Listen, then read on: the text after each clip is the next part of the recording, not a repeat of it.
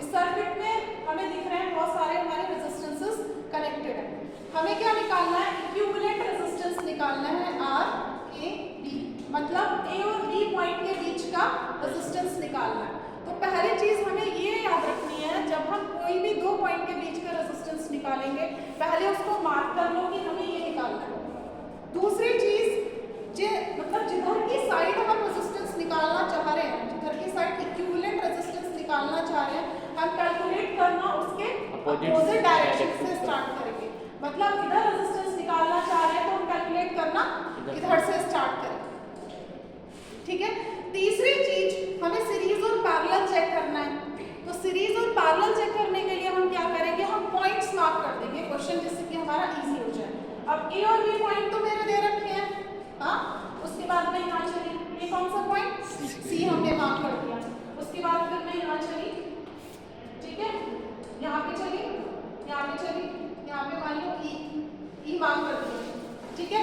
ई point यहाँ है, ई point यहाँ सेम है। फिर मैं यहाँ चली, मैंने देखा यहाँ पे कुछ भी कोई भी रेजिस्टेंसेस कनेक्टेड नहीं है, तो यहाँ पे क्या पॉइंट हो गया मेरा? बी पॉइंट ही है यहाँ से, क्योंकि कोई रेजिस्टेंस कनेक्ट नहीं है, तो ये बी पॉइंट यहाँ से यहाँ तक, ठीक है। उसके बाद फिर मेरा क्या बचा था? ये बचा था, मैंने ये क्या मार्क कर दिया? डी पॉइंट, ठीक है। अब मैंने पॉइंट्स मार्क कर लिए जिससे कि मैं इजीली पता लगा सकूं कि जो दो रेजिस्टेंसेस हैं वो सीरीज में है या पैरेलल में, ठीक है। अगर सीरीज है, सीरीज कॉम्बिनेशन है, मान लो ये दो रेजिस्टेंसेस है मेरे, एक ये रहा, एक ये रहा, हाँ। अगर सीरीज कॉम्बिनेशन है तो हो सकता है एक पॉइंट रेजिस्टेंस का कनेक्ट होगा, दूसरा पॉइंट एक दूसरे से कनेक्ट नहीं हो रहा होगा, इस तरह से होगा, दूसरा पॉइंट नहीं कनेक्ट हो रहा होगा। इन दोनों पॉइंट्स के बीच में कुछ ना कुछ प्रेजेंट होगा, रेजिस्टेंस, सोर्स, कुछ भी, ठीक है। अगर पैरेलल कनेक्शन है तो मान लो ये दोनों रेजिस्टेंस है, तो इन दोनों के दोनों पॉइंट्स एक दूसरे से कनेक्ट हो जाएंगे। इसलिए मैंने यही चीज के लिए पहले पॉइंट मार्क कर दिए थे कि मैं पता लगा सकूं रेजिस्टेंसेस सीरीज में कौन से हैं और पैरेलल में कौन से हैं, ठीक है। दूसरा मेरा तरीका होता ही है, अगर मैं वोल्टेज सोर्स यहाँ पे लगा दूं और करंट फ्लो करा दूं, धारा को प्रवाहित करा दूं, तो जब मैं करंट फ्लो कराऊंगी तो अगर दो रेजिस्टेंसेस के बीच में सेम करंट फ्लो कर रहा है तो वो दोनों सीरीज में होंगे, अगर अलग अलग फ्लो कर रहा है तो वो दोनों पैरेलल। तो दो तरीके होते हैं चेक करने के कि रेजिस्टेंस सीरीज में है या पैरेलल में। मैं तुम्हें ये तरीका बता रही हूँ जिससे कि तुम यही तरीका आगे अप्लाई करो कि पॉइंट्स मार्क कर लो, पॉइंट्स मार्क करके उनको चेक कर लो कि दो पॉइंट एक दूसरे से टच कर रहे हैं या नहीं कर रहे।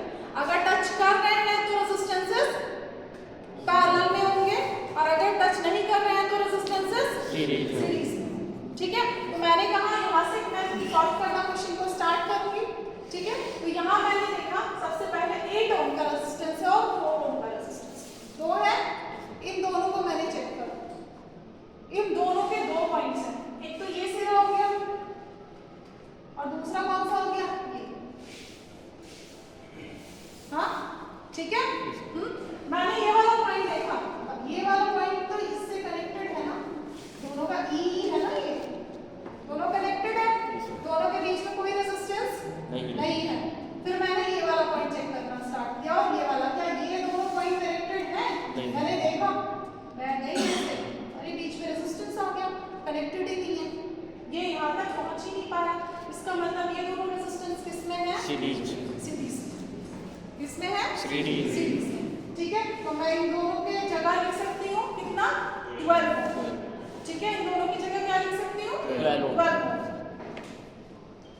इन दोनों का लिख सकती हूँ मैं R1 is equals to 12, 8 ohm plus 4, ठीक है। क्योंकि ये दोनों किसमें हो गए मेरे? Series combination.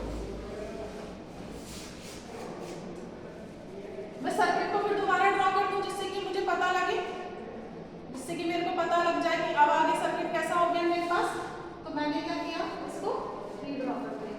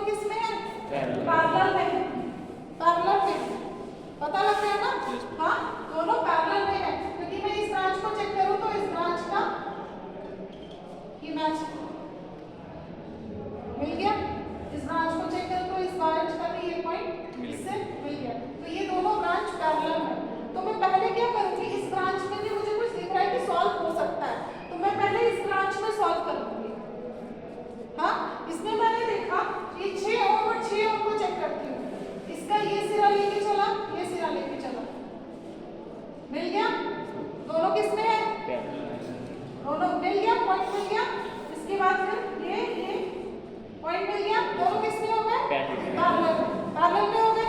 तो इन दोनों की जगह मैं पैरेलल इक्विवेलेंट कुछ ना कुछ लिख सकती हूँ। 1/r equivalent is equals to 1/6 plus 1/6, ठीक है, 6 2/6। तो r इक्विवेलेंट क्या आ गया मेरा?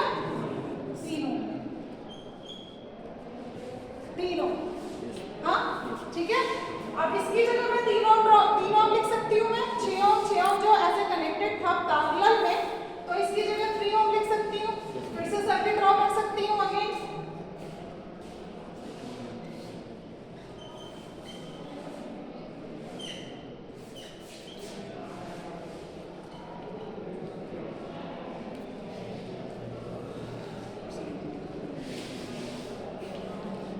अब मेरे को दिख रहा है 3 ओम किसमें है? अगर ये पॉइंट में देखो और इसका ये पॉइंट देखो, दोनों मिल रहे हैं।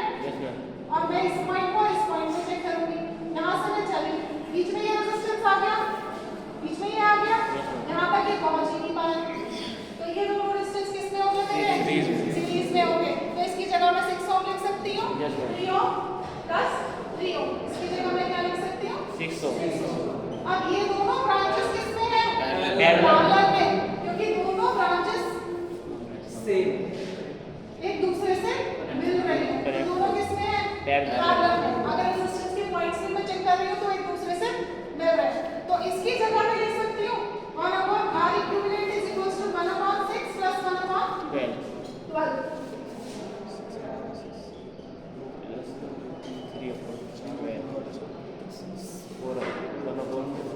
r इक्विवेलेंट क्या आ गया मेरा? 1/4। r इक्विवेलेंट इसका, इसको मैं r इक्विवेलेंट लिख दे रही हूँ। r इक्विवेलेंट क्या आ गया मेरा? 4 ओम। ये 1/r इक्विवेलेंट के बराबर था ना 1/4। तो r इक्विवेलेंट क्या आ गया मेरा? 4 ओम, ठीक है। अब क्या है, यहाँ पे क्या आ गया? 4 ओम। यहाँ पे क्या आ गया? 2 ओम। अब वही फाइनल सर्किट है मेरा, फाइनल लास्ट में 2 बचा है। यहाँ पे क्या आ गया? 2, और यहाँ पे क्या आ गया मेरा? 4 ओम। ये निकालना है। दोनों किसमें है? सीरीज में। सीरीज में है ना? क्योंकि ये पॉइंट और ये पॉइंट चेक किया, दोनों का मिल रहा है। बट जब ये पॉइंट में चेक करने गई तो ये पॉइंट तो ओपन मिला, ये पॉइंट यहाँ जाके मिल नहीं रहा। तो कितना आ गया मेरा? RAB कितना आ गया मेरा? 6 ओम। RAB is equals to 4 ohm plus 2 ohm. That will be equals to 6 ओम।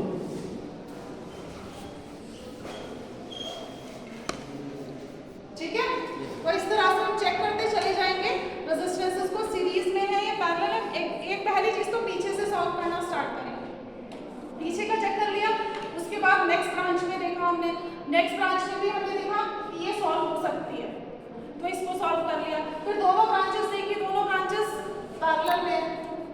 तो जब दोनों पैरेलल में इनका कुछ निकाल लिया इक्विवेलेंट, उसके बाद फिर मैंने ये देखा ये दोनों सीरीज, ठीक है। तो इस तरह से मेरा पूरा कंप्लीट क्वेश्चन धीरे धीरे स्टेप बाय स्टेप सॉल्व हो जाएगा।